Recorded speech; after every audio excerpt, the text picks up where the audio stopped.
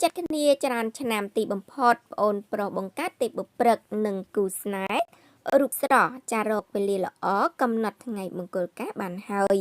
គឺធ្វើឡើងនៅខែក្រោយចាតតងនឹងជីវិតស្នេហារបស់ប្អូនប្រុសបង្កើតតារាចម្រៀងស្រីទេពបុព្រឹកគឺលោកចាស៊ីមទេពនិមិត្តមហាជនបានជ្រាបហើយថាលោកបានសាងចំណងស្នេហ៍យ៉ាងផ្អែមល្ហែមជាច្រើនឆ្នាំមកហើយជាមួយនឹងកញ្ញាវីលីងចាដែលជាសមាជិកក្រុមរាំដ៏ស្រស់ស្អាតមួយរូបរបស់អ្នកនាងទេពបុព្រឹកតែក្រោយតាក់ទងមើលចិត្តគ្នាច្រើនឆ្នាំព្រមទាំងគ្រួសារចាស់ទុំដឹងឮទាំងសងខាង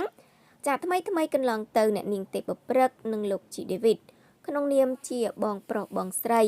ក៏បានប្រកាសរៀបចំកម្មវិធីមង្គលឲ្យប្អូនប្រុសស្រីទាំងពីរផងដែរចាស្ដែងមកដល់ពេលនេះលោកចាស៊ីមទេពនិមិត្តនិងគូស្នេហ៍រូបស្រស់ក៏បានបង្ហោះវីដេអូលើ Facebook ប្រកាសកំណត់ថ្ងៃមង្គលច្បាស់ហើយគឺអ្នកទាំងពីរនឹងរៀបចំកម្មវិធីមង្គលការតាមប្រពៃណីខ្មែរនៅថ្ងៃទី22ខែមិនិនាឆ្នាំ2026ខាងមុខនេះ